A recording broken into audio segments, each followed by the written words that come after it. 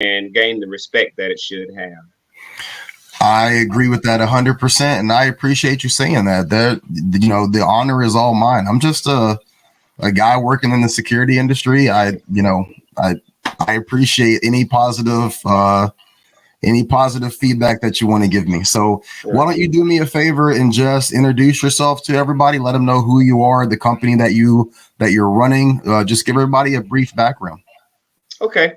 Well, everyone, my name is Wesley Swanson. I operate out of Austell, not Austell, Georgia, out of Mapleton, Georgia. I started my security company about 5 years ago. It took a lot in order to get it going here in Georgia. The Georgia Board of Private Detectives and Security Agency here is very, very strict, and it requires a great deal of time, and in my case, a great deal of money. My company is SSS Protection Services, LLC, and we kind of pride ourselves on stepping outside the box in terms of the security industry. We want to do all we can to enhance the profession. And what I've done in terms of my operation is to look at all the things that I saw that were wrong, in my opinion, and this is how I run my business, in my opinion, and to correct those things. I've always been interested in security. I operate a self-defense company called Force Krav Maga. I've been a Krav Maga instructor for over 30 years. I'm also an executive protection agency, an executive protection officer. And I had the opportunity to actually work the Democratic and Republican National Convention during the Obama administration. And that really gave me a great deal of experience in order to see what it's really like when you're under pressure, as they say, halls and walls, to get a chance to experience that and actually to talk with Secret Service agents that were also working along side by side. So a lot of other things that come out of the conversation, but I really, I want Damien to just kind of flood me with the things that that's on his mind, and I'll just go ahead and chime in and let you know how I run things.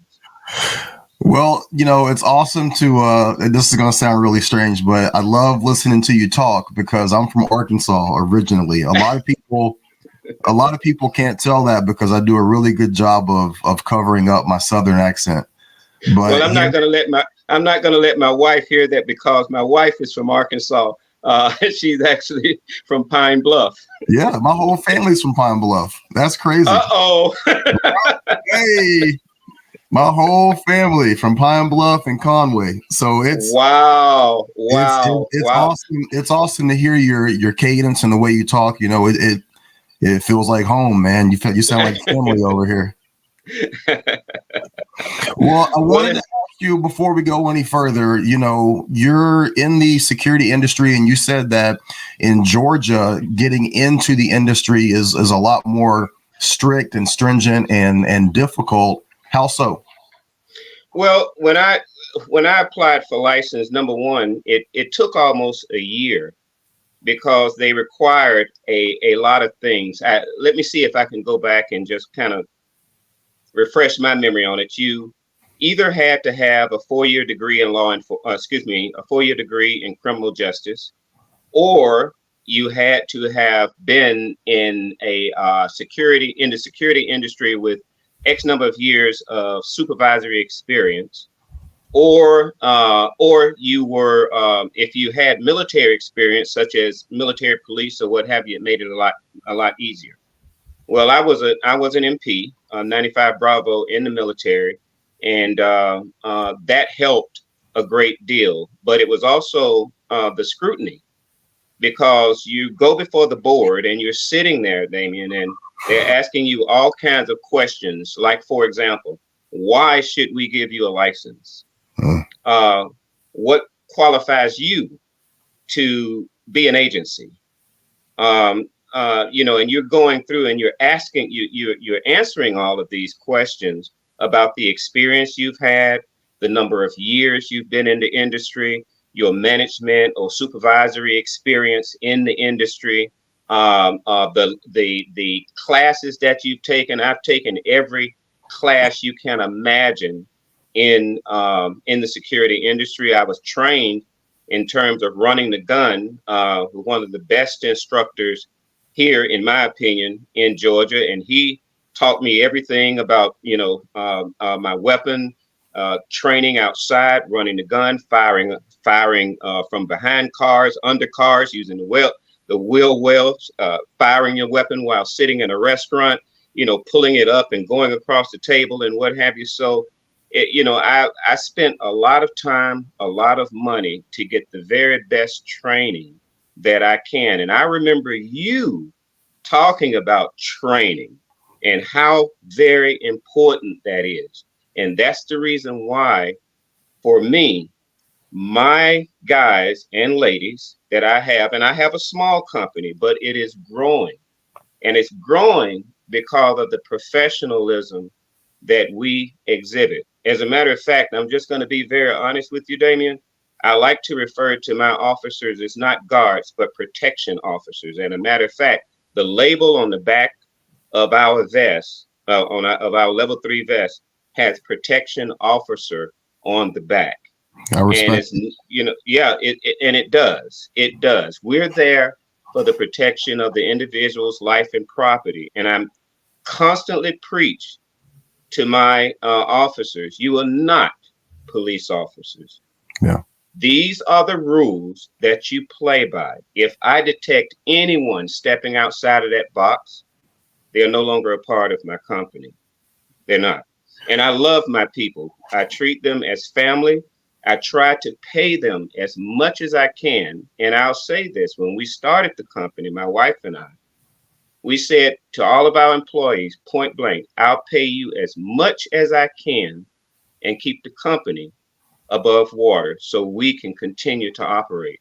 And that is the mantra that we've gone by, and we've stuck to it. And more than that, you talk about the hand-to-hand combat. I have a studio right here in my home. The entire bottom part of my home is a studio, and I've been teaching self-defense to families, to individuals, to companies on site for, like I said, for over 2 decades. And I invite all of my officers to come here for hand-to-hand training. Whether you are armed or unarmed, you must come to training, because as soon as you step into any kind of business and you've got a badge and you look like an officer, that bad guy doesn't give a damn about you not being a police officer. If he or she is going to do bad, they're going to do bad with you there. And so you've got to be able to defend yourself. As I said, if you can't protect yourself, you can't protect others.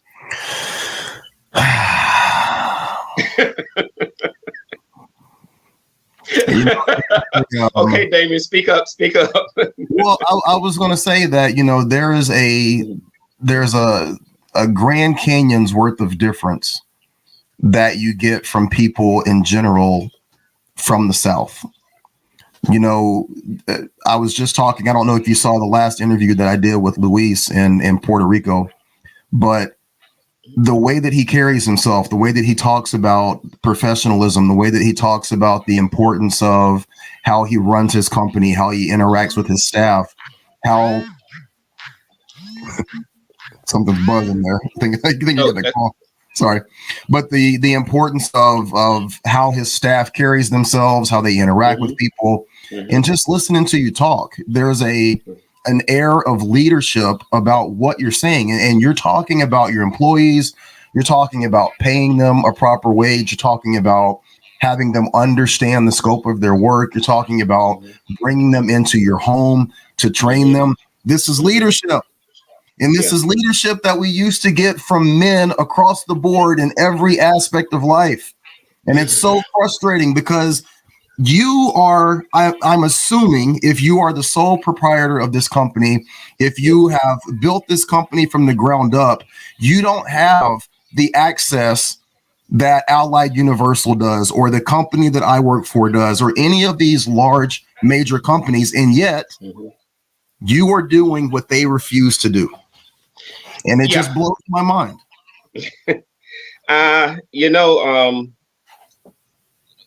It's very interesting. The local police department here, of course, Cobb County and Marietta Police and Smyrna police officers, I speak with them all the time. And of course, I work also in network security for our public school system here, for the Atlanta public school system. And we have our resource officers there as well. And I'm always, speaking with them, getting their feedback and what have you. And, the first thing that I saw when it comes to security officers and projecting that persona of professionalism, first impressions are lasting impressions. First impressions are always lasting impressions. And I'll never forget, we were in uniform. My captain, Captain Hurt, my female officer, she's my field training officer, and we were in I think somewhere near Peachtree Industrial Boulevard, and we were sitting in the Waffle House. We were getting ready to go to firearms training, and a gentleman got up and came over to us and asked us who we were with. And I said, this is my agency. I said, this is my captain here, this in charge of my officers. And he said, I have never seen a security company dressed like this. She said, I thought you were police officers. I said, well, we're not police officers. I said, but we want to make sure that we are professional, that we're neat, and that we project that persona of professionalism, and that in turn garners respect. Not only respect for someone that might be thinking about doing something bad, but also it makes you as the client very proud of us. And not only the uniform, but how we act, how we talk, the training that we have. I like for all of my people to make decisions, to be able to strategize. And you don't have to call me all the time. If you need me or you need my captain, she's there. But I want you to think. And the only way that you can really start thinking security is by constant training and what have you. We watch videos like you've shown of some security guards that have, actually killed people because they were too aggressive, trying to do different things that only police officers should do. And, I said, no, this is not what we're going to do. I said, when a police officer comes on the premises of one of our clients, because we had to call them, you ask them how, give them the information, ask them if there's anything else that they need us for. After that, step back and let them handle it. If they need you, they will call you. Absolutely. I said, do not. That's right. They will call you. If they need any more information, make sure you've got all the proper notes and things to give them accurate information and what have you, and then step back and let them do what they do best. I said, if they need you, they'll call you. And that is how we the persona that we want to make sure that we project, not only to the police officers, because they get to know us, they see the logo on the cars and what have you, and they get to know us and what have you. Sometimes we stop in Quick Trip to get a cup of coffee or something, and we'll see them. And you can tell when they have the greatest respect for you by the way that they talk to you. Absolutely. Yeah. I have seen this a million times. Yeah, and when you're dressed neat, you look professional, it demands that type of respect in turn. Absolutely. I've tried to get across to officers that, a lot of younger officers and even some older officers, what they want is interaction with law enforcement. They want to be respected. Yes. They want to be seen as a part of the process and the team. Right. And I try to tell them the quickest way to do that is to play your role. You know, if you're on a Super Bowl championship football team, if you're playing with the Chiefs and your job within the Chiefs organization is to be the guy that runs out there and puts the little football holder down when they do the kickoff, right? If that's your job, just do that job. Patrick Mahomes is going to talk to you. He's going to give you dap. He's going to give you a high five. You're doing an integral part of the game. That thing has to be put out there. Somebody has to pick it up. It's part of the process. And so I've told people, if you play your role and play your position and you are a sound security guard, you're dressed properly, your equipment's, in working order. And when the cops show up, you hand over the information, you give them the details, you give them the phone number to reach you or the location where you're working. You ask them if there's anything that they need. You let them know that you're available if needed, and you back up. You let them do their job. When that's the constant interaction that they have, and they know that they can rely on you for a detailed report of the information that happened, like you said, that interaction between you and law enforcement officers, it only gets better. And they look at you. I think that a lot of times people are misunderstanding rapport and respect with them looking at you as an equal. And it's not their job to look at you as an equal because you're not a police officer. But they're going to respect you in the role that you're in. And it's irrelevant what that role is. They're going to respect you if you're doing your job. So I commend you for that.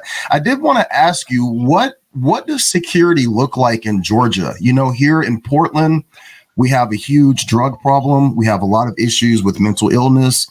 We have a huge homeless problem. The population is absolutely out of control. So all of the things that come with drug usage, with homelessness, with mental illness, that's what we're dealing with here in Portland. What do you guys deal with from a service provider standpoint in Georgia? Well, what I particularly, one of the things that we deal with, we have a number of senior citizens homes, in other words, that we protect and what have you, and also we deal with church security as well, which is a big thing as well. Now, does Georgia have a big homeless issue? Yeah, we do, and the police and what have you are usually kind of on that. I'm actually looking, I work very close to one of the large homeless shelters here in Atlanta, and they have their security people there to, keep the peace and what have you, and to be able to handle any kind of problem. I have not been involved in any sort of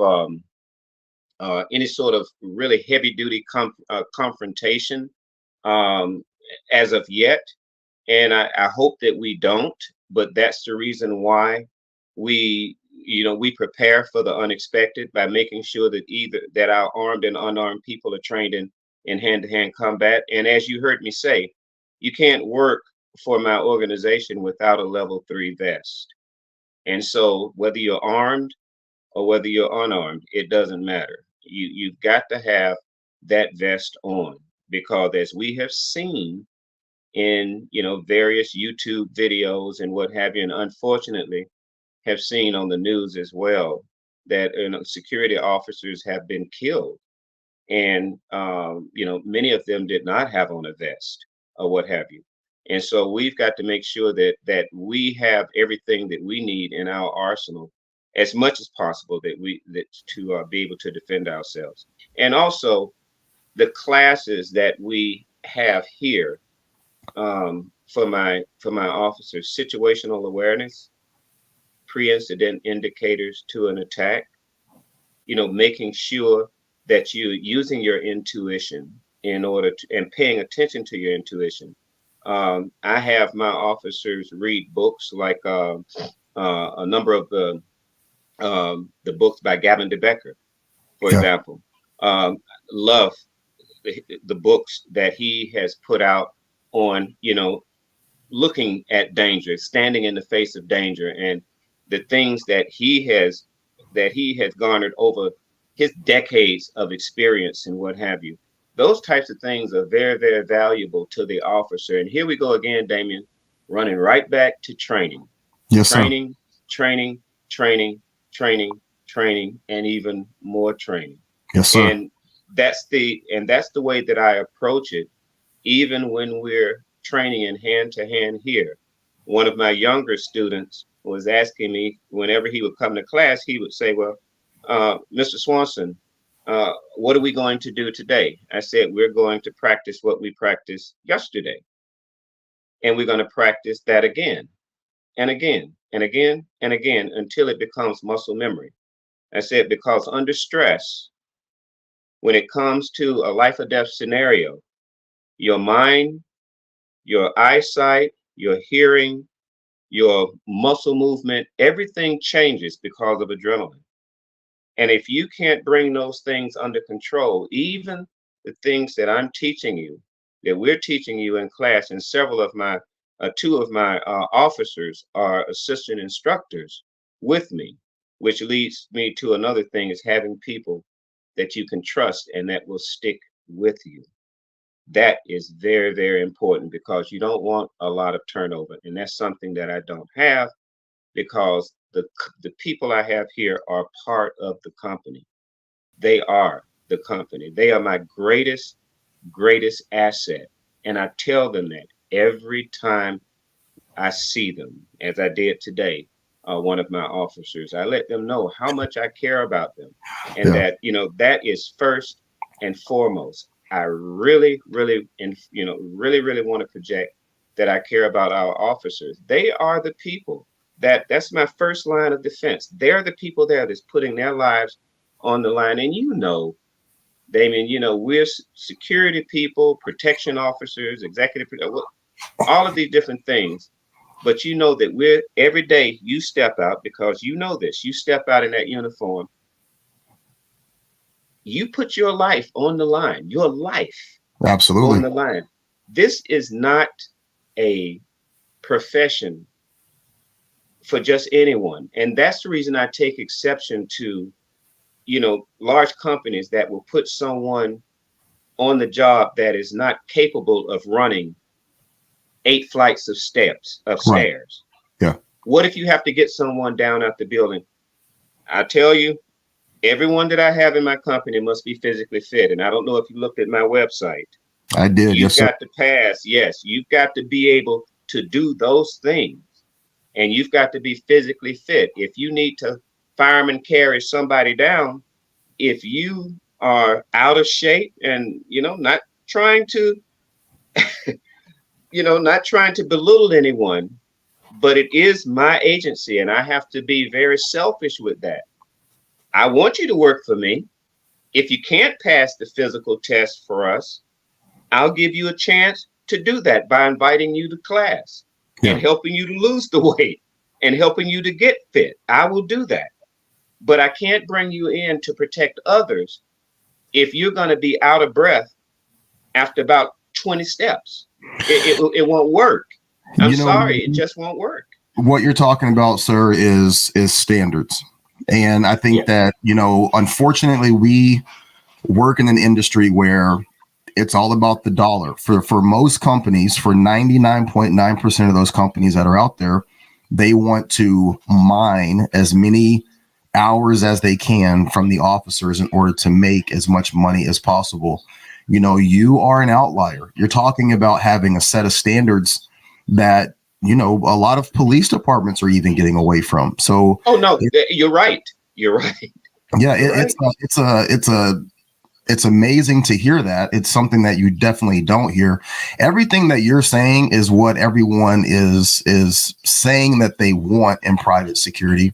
Right. But unfortunately, you're kind of an anomaly. I do want to ask you, how do you sell security in Georgia? You're in an area where I tell people all the time, the South is so different than the Pacific Northwest. What is tolerated here, what is advocated for here, what's allowed here does not fly down south. I work in a retail establishment where on a daily basis, you will have people that will come in, whether it's homeless community or just people that are misbehaving, They will yell, they will scream, they will threaten young female staff. They will, defecate on the floor. They'll urinate in the aisles. They'll do all these things. And I tell people, where I'm from in Arkansas, my daughter lives in Tennessee. We've lived in Missouri. If somebody came in the store acting like that, security would not be able to get there fast enough before the men that were in line dealt with it. So I know with you being in Georgia, I'm assuming just from my experience down south in Georgia, that kind of stuff doesn't fly. There's not a lot of advocating for gun control and removal of people's Second Amendment rights. You have a strong Second Amendment, I would assume, in a lot of the rural areas of Georgia, at least. How do you sell security services to people that in and of itself, they are more apt to protect themselves, protect their own, and not tolerate the BS that really drives private security services here on the West Coast? Well, the one thing about being a smaller company, Damien, is that I can pick and choose. And, I will look around. I know, being a Georgia native, being born and raised in Atlanta, so I know the industry here. I know what works here. I know what doesn't work here. And so, many times what will happen is we will see various companies or businesses that we might want to supply security for. And, another company may come in and underbid us. This is the thing that I won't do. And this is because of my standards. This is what it's going to cost you through my company. Why?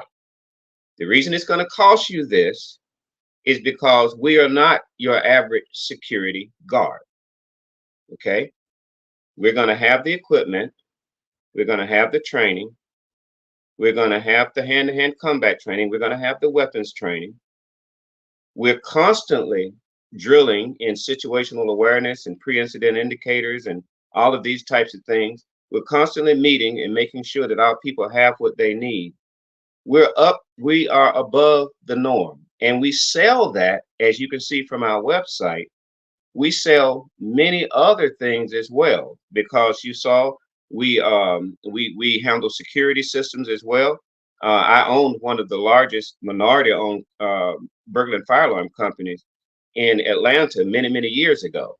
And my background is in electronics as well. So I know the security industry like the back of my hand.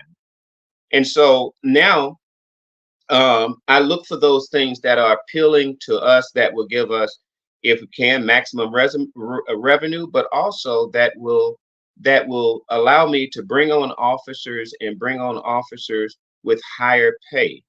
One of the things that we're working on right now, because of all of the school shootings, is a K-12 initiative. As you saw, I think you saw my website, and that the person that was speaking on that is my executive administrator, my chief of staff, Tara Halls.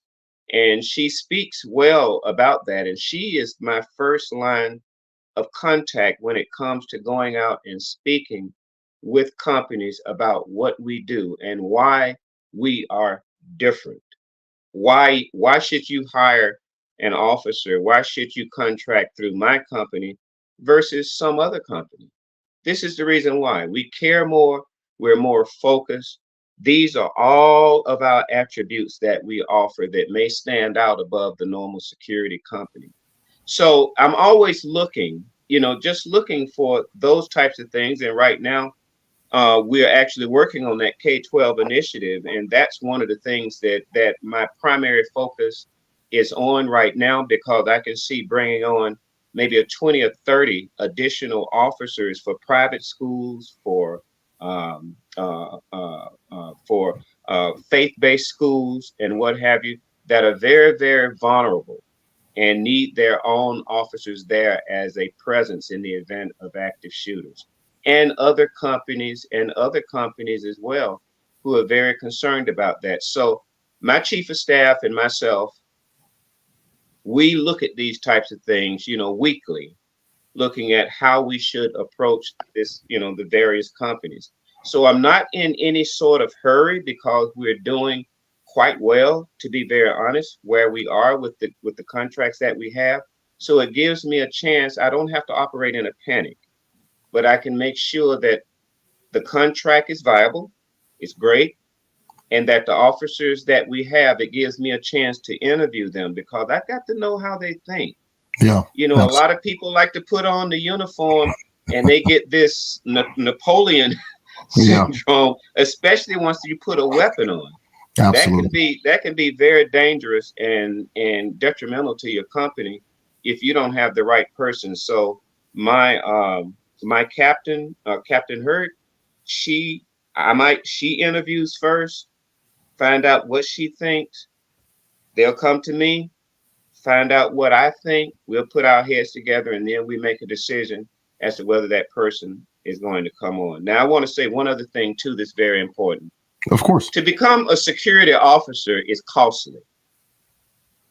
You got to have your own weapon, you got to have your gear, your uniform, your taser, you know, all of these different things. And, you know, depending on the type of uniform that you wear, and you're probably familiar with Blower and what have you, these uniforms look really nice. And that's what we have. And it can be very costly. You know, like my captain said, she said, oh my God, I spent probably a couple of $1,000s just on gear. You know, but you don't have to spend that much. But the fact of the matter is what we tried to do. My wife and I started the company together. And what we tried to do is help in purchasing these things for the officer.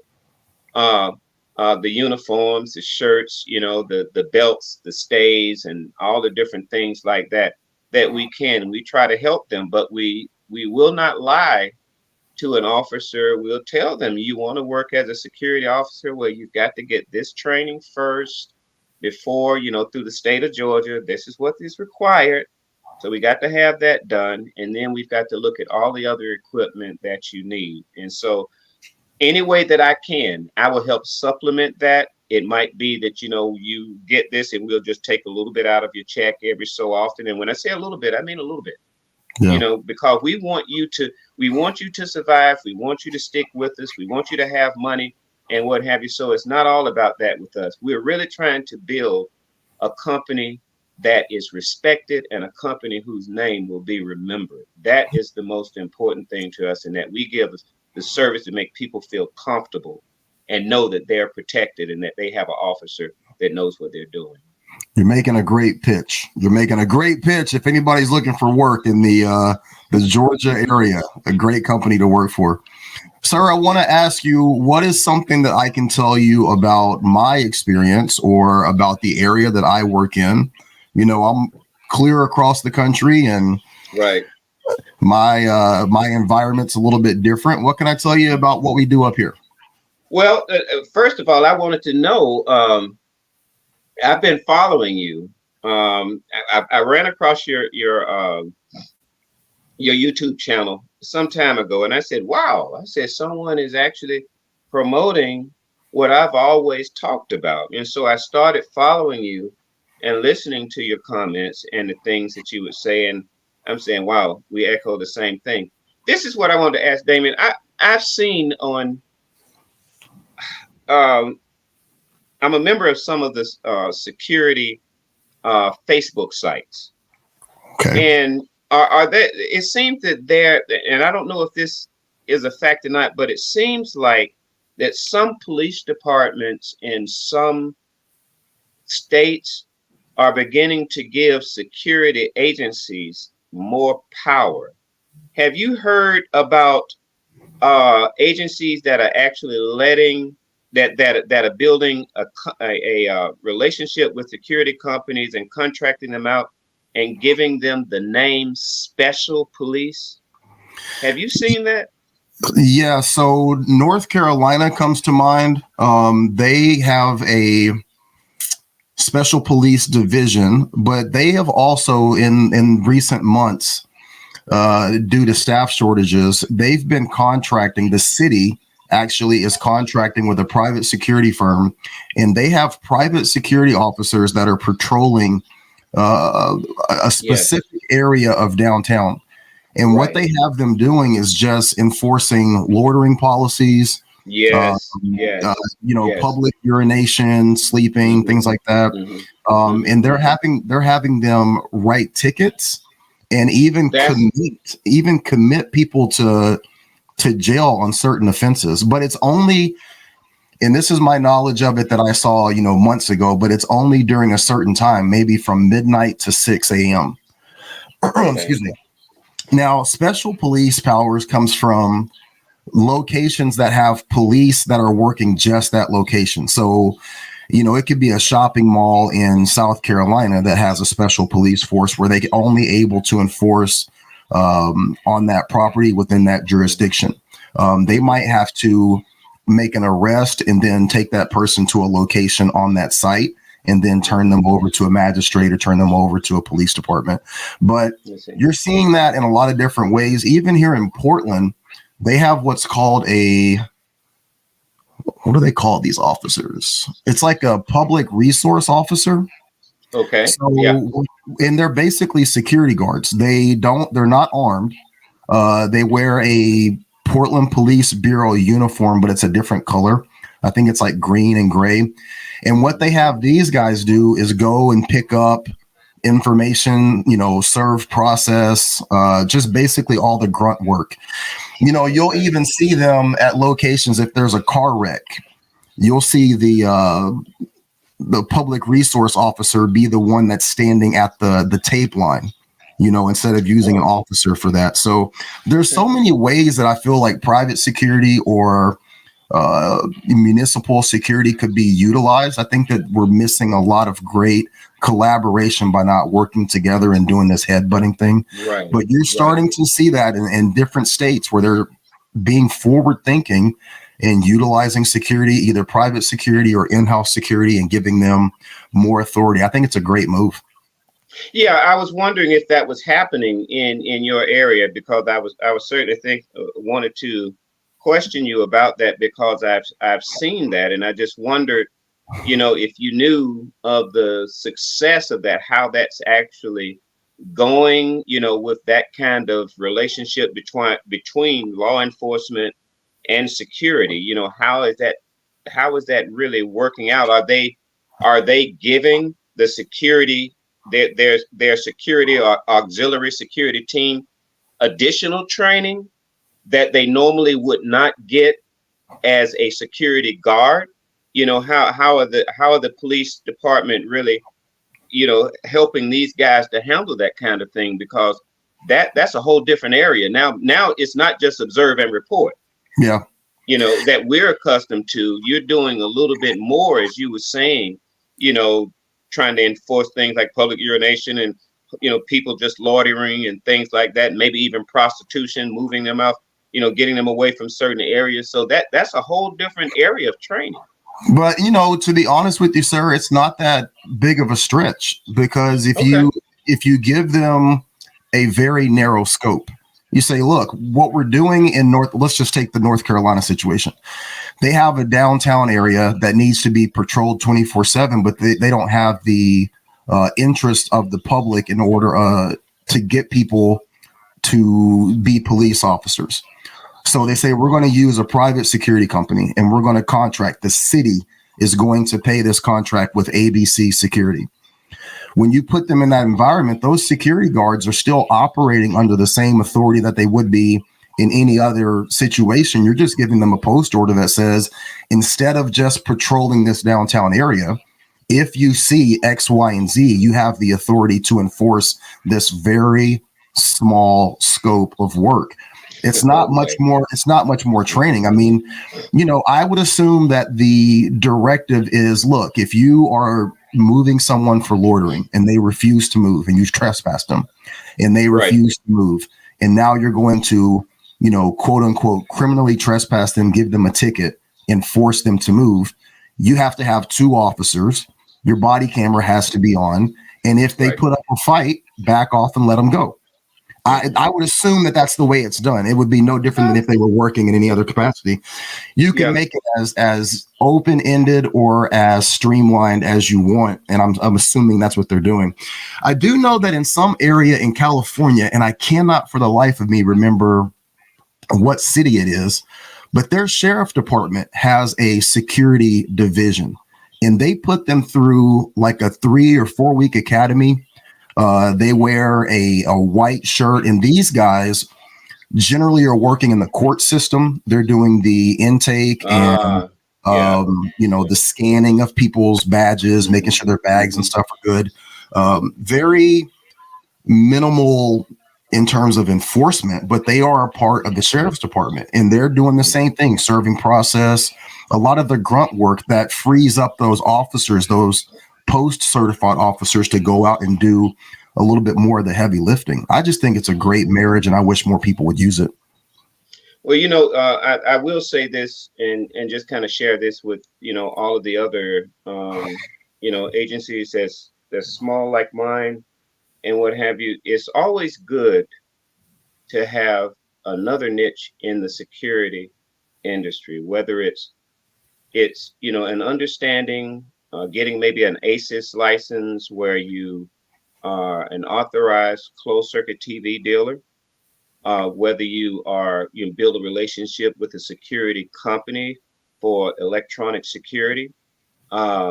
You noticed it on our site. I have electronic countermeasures equipment. I can go in and actually look for bugs in the event of a company like a Microsoft or something like that, or Ford or a General Motors or what have you, their executive offices where bugs may be present.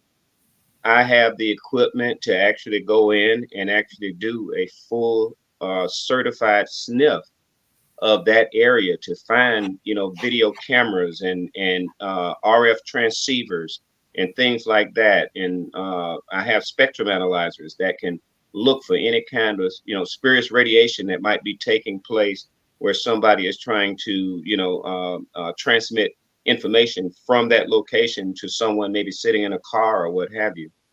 All that's to say is that, for those that might be thinking about doing this, have something else to offer, because many times, and I've had this happen and have made money off of this. I'm supplying an officer and the owner will say, hey, do you know anything about, closed circuit TV? I would love to have that. Well, yes, I do. Do you know anything about, outdoor motion detection systems or a fence system around this car deal? Yes, I do. I know how to plan that. I know how to design it. You don't necessarily have to know everything about it, but now you can create a partnership with the company that does that, where you can bring them in and you can project manage that particular a project that company may want. And so if you can do that, that's additional funds, additional revenue for your company other than just that. And you can train your officers that might be interested in that on how to do or how to install or some of the other more a little bit more involved electronic sniffing protocols and what have you, to help them to understand that. If they want to learn that, they become even a greater asset to the company. You can pay them more, which will let them, of course, allow them to gain more revenue themselves, and give them even additional knowledge. And that just changes the whole mantra right there, because now you're just stepping outside the box. You want to kind of be kind of a one-stop shop for security. When you talk about security, whether it's physical security or electronic security, or if it's environmental security, all of these things still, it's still about protecting life and merchandise. I even do seminars on home invasion through my company, to talk to people about how to secure their homes. What do you tell your children? What do you tell your children if they hear a crash where someone's kicked in a door or something? What do you tell your wife? how are you going to handle that? And those types of things. I've done those for years and years and years and years. I've done those types of seminars many times. We have contracts with Agnes Scott College here, where we teach all of the young ladies there every new semester. We teach women's self-defense. We do a 6-week course on self-defense for females, and that in itself, that is additional revenue. So it's good to know how to do more than one thing in the security industry if you are a smaller company. Right. Now, for someone like like a Ackerman or someone like that, or a larger company, they could probably care less about that because it's about numbers. But it's numbers that you and I are talking about right now is the reason why that type of training that we were referring to earlier is not taking place. Right. It's symbolism without substance. Let me just put a warm body here with a jacket on and my security logo, and that's the security. Okay, what are you telling that person? What if someone comes in? Are you teaching them how to look for weapons? Are you teaching them how to the pre-incident indicators of someone that might possibly be an active shooter? Or you just have them sitting there as a presence? Yeah, well, a lot of them are just sitting there as a presence. And that's unfortunate, because those are the types of things that can get a person hurt or killed, for $10 or $11 an hour. And even 11, 12, 20, 25, 30 is not worth a life. But if you can train that person, Damien, and that you've given them all of the ammunition, so to speak, in terms of training, weapons, the thinking, the hand-to-hand, and what have you, then you can feel good about yourself and know that you really do care about your officers first. And then they, in turn, can handle the client because they have the tool set. In the event that something happens, they can just reach in their tool set and they know what to do in the event that this happens. So, yeah. Well, I think that you've hit on what I was going to ask you next, which is, what do you think is the most important aspect of security that most people in the industry are missing right now? But you've kind of hit on the need for people to diversify. If you own a company, diversify. If you are your own individual officer, diversify, like learn new skills, learn new traits, be able to perform in different, areas and aspects of security.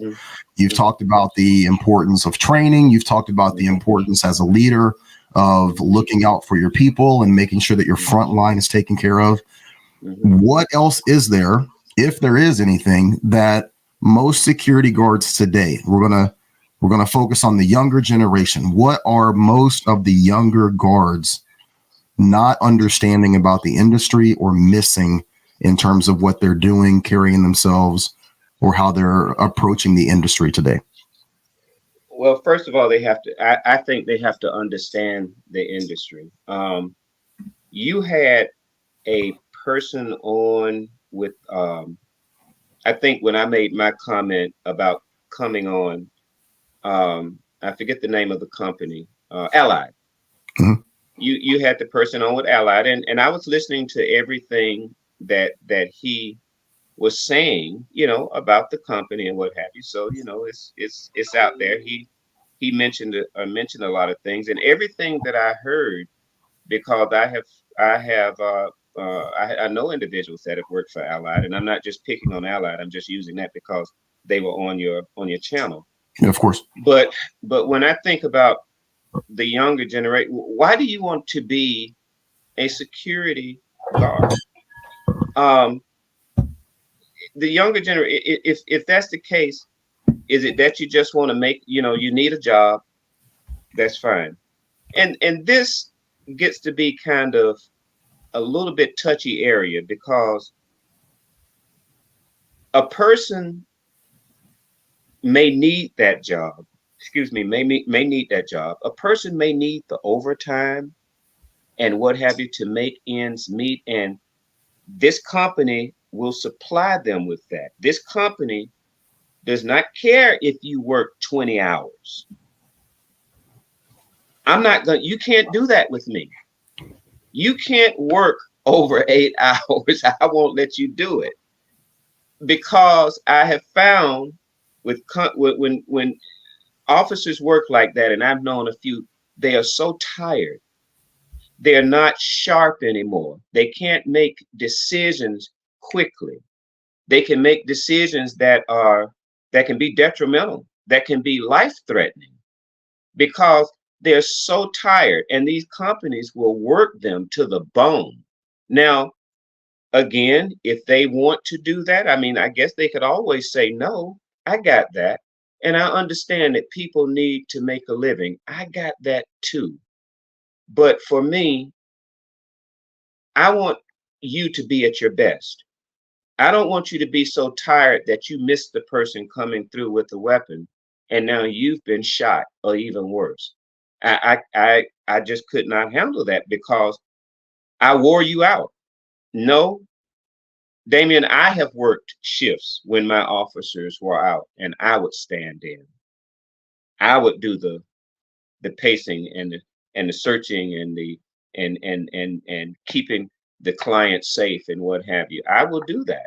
And I have no problem doing anything that my officers do, by the way. If I give them a job to do, I can do it.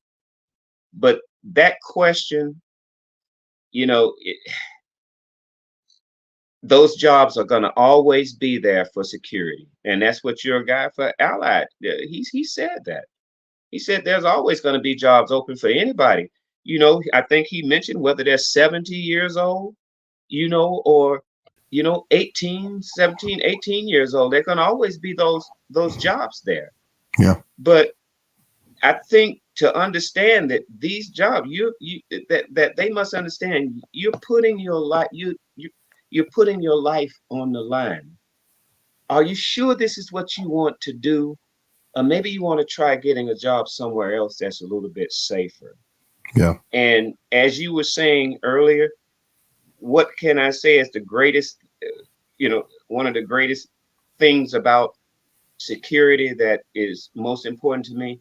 I've already said it because every security guard that I talk to, it has always been about training. Oh, it talks about pay too, but training. I will ask them different things, and they say, "No, we don't do that. You know any hand? No, we don't do anything about how to, in case somebody. No, I don't know how to do that. Really? How often do you are you asked to do weapons training? Yeah, you just do weapons training when it's time.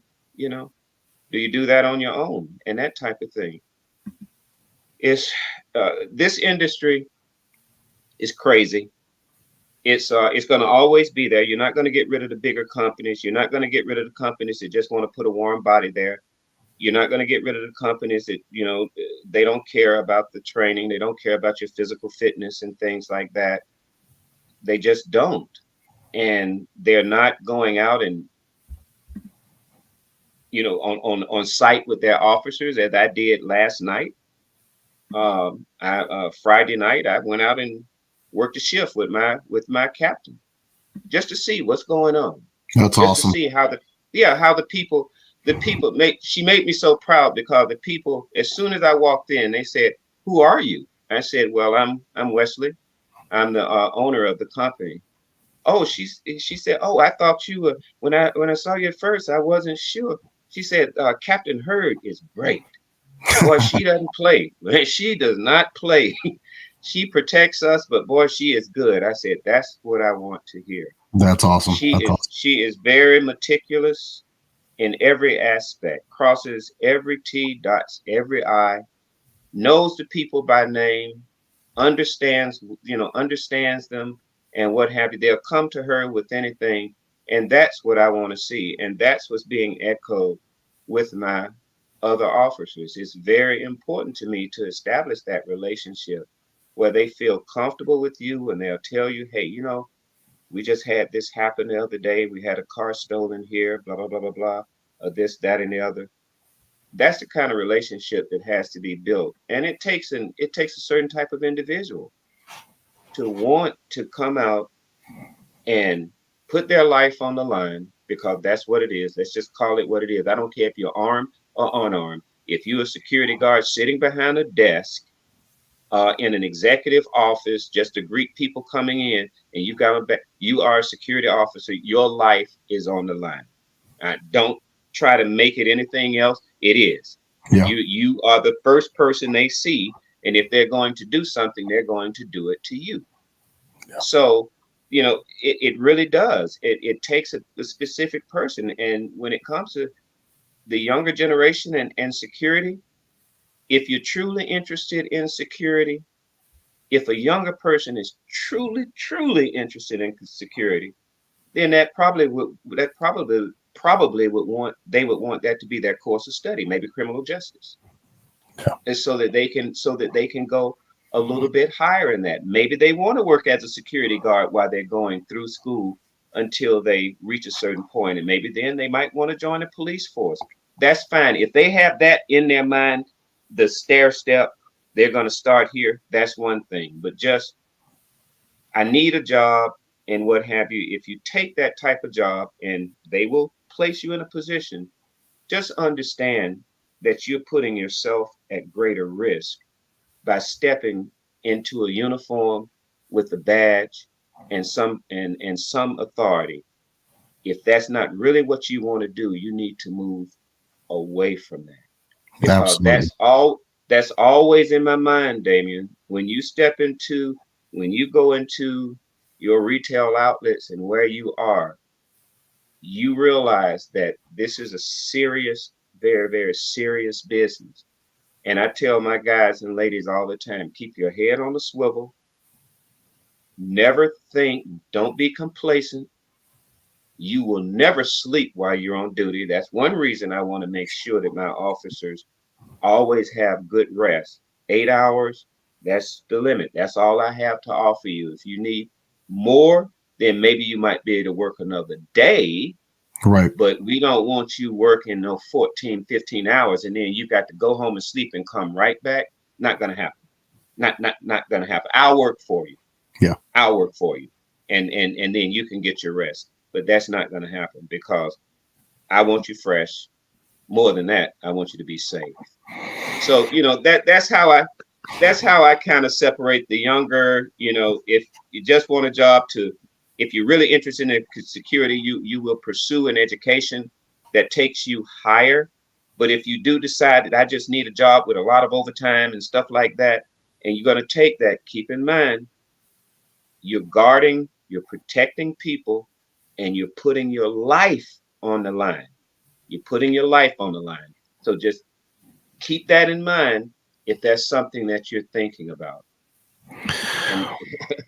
Well, my last question to you is, what do you have for me? What's your final thought for me in terms of security, in terms of leadership? What would you like to leave me with? Well, I tell you what, as far as you're concerned, when I first saw you, I said, he owns an agency. I think number one, you, as you said, we champion the same things, Damien. You would make, a great leader. Like I said, it's not, I've been following you. Sometimes I've watched you. I've listened to the things you said. I've watched the videos that you've shown.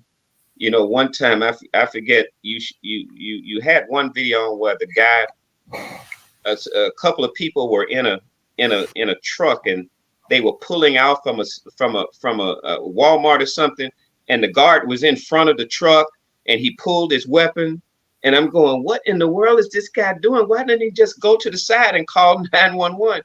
And he ended up shooting through the glass. Yep. And killing the guy. And you were so pissed. You just went, I just can't believe this. Yep. And I did the same thing. I said, now this guy is going to pay for this, because he could have easily just moved to the side and just let this thing go, call 911 and given the license number, and that would have been taken care of. But no. So that's to say, with all of that you played and all the things that I've seen, I think you would be a great candidate for your own agency because you champion, as I said, the same things that I do, and you care about the job, you care about the way you look, you care about impressions, you're articulate when you speak, and that's very important when you're speaking to officers as well. That is extremely important, I've found, and have had conversations with officers about that. So that's very important as well. And just making sure that your officers are trained and have the equipment and the looks and what have you that follow. I know that the job that you're on, they've got to really respect you, and they're probably very happy to have someone like you there to look out for people. But I would think you would be a perfect candidate to have your own agency and to have other officers that could emulate you. I think that my, ultimate goal, ultimate dream would be consulting. I really want to consult. Okay. I really want to consult with companies on the gaps. We always talk about bridging. You can gaps. Do that. Yeah. You can do that. You can do that. Mm-hmm. Yeah, that's kind of where my passion is teaching and educating. Yeah. So, yeah. You can certainly do that. I have done that. I have done that as well. Gone into churches and things and looked at all of the different gaps in security, helped them to design a security team, told them what they should look for, what kind of backgrounds they should have, how they should handle their children's church and what have you. People that are in children's church, how definitely check their backgrounds and things like that. Look at all the exits. Now let's look at pre-incident indicators. Your ushers and your greeters and your parking lot people are your first line of defense. They need to be able to see these people coming in. Is there anything strange? Is it 90 degrees outside and this person got on a long coat walking in? Is something's wrong?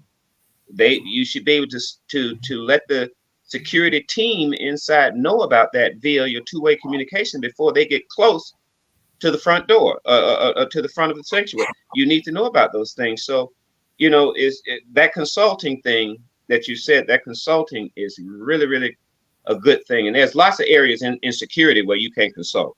Yeah. So, if that's something that you really want to do, go for that. And it's great money in that as well. Yeah. Well, ladies and gentlemen, let's please thank Mr. Wesley Swanson Jr. from SSS Protective Services. If you want to shout out your website, you're more than welcome to. Let people know where they can find you, where they can contact you. Give you the final word. Sure. Okay, thank you very much, Damon. I appreciate that. The website is www.sssprotectionservices.com.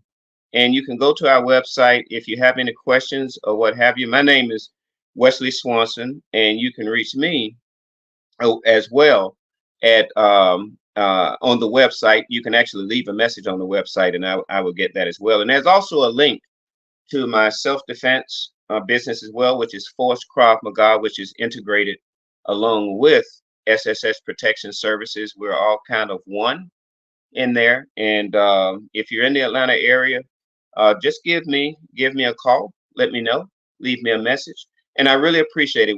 We're always looking for professional individuals. We have a lot of things that we have planned and what have you. And we're hoping to get some really good officers and officers that really want to go a little bit further into these particular areas that we're looking at. So sure, Damien, I really do appreciate you giving me this platform, and we will stay in touch, by the way. Yes, sir. We would definitely stay in touch with each other and share some things, but this has been absolutely great, and I really enjoyed myself, and I hope the people that are on your channel got a little bit of information from this. And perhaps if you're thinking about starting your own agency as well, take some of these tips. I think you would do a lot better and have people that will stay with you and really help you grow. I think that your message was very well received, and this has been one of my absolute favorite interviews. So thank you so much for being here, and I hope that you have a great one. You tell your wife that we probably I can't wait to tell her about Arkansas. Right? Yeah, we probably know some of the same folks. That's what I'm thinking. I'm going to go upstairs and let her know right away and say, "Hey, did you know this?" I'll send you an email with some family names and see if we. No, you got to do that. You got to do that. This is gonna be something here. Okay. Yes, all right. Well, you have a great day, sir. Thank you so much. All right. I appreciate it. Thanks a lot. Now. Absolutely. All right, guys. Hey, that was an amazing interview. And I want you guys to all know that, this platform, it belongs to all of us. Okay. If you are doing anything in the security industry, if you are starting a company, if you are a frontline officer, if you are just getting into the industry, you don't have any idea where to even start. If you're working as a law enforcement officer, if you're working in corrections, if you're a bouncer, if you're a bounty hunter, everybody is welcome here. Your message and your story, it's specific to you, and it's going to resonate with people way differently than anything that I can say. So if you come on here and you share your information, you share your perspective, you share your story, you're going to be helping push the industry forward. And at the end of the day, that's the goal. At the end of the day, guys, that's the goal. People ask me, what do you want to do with private security? What do you want to get out of this? I want it to be a better place for all of us. I want us all to be able to make more money. I want us to all be able to be better educated and safe in terms of what we're doing. And the only way that we can do that is to work together. So you guys are all welcome here. I will be back on around 5 o'clock to do a roundtable. I will be putting up the link to the stream in the community tab on YouTube. And all you have to do is copy that, paste it. It'll bring you into the room. We're going to be breaking down some videos, some incidents. We're going to be talking about some other important topics. And this needs to be a roundtable. If I'm the only person in the room, I'm shutting it down. I don't want to be the only person in that discussion. We are going to be talking about some really good stuff, and it needs to be an industry-wide conversation. All right. So look forward to seeing you guys around 5 o'clock tonight, 6 o'clock tonight for the live stream. Okay. Someone says, what is the best way to gain weight? Get older. You get older, you will naturally gain weight. And someone says, what time will the stream be? I will be starting that at 5 o'clock Pacific time. All right. See you guys in a little bit. Be great.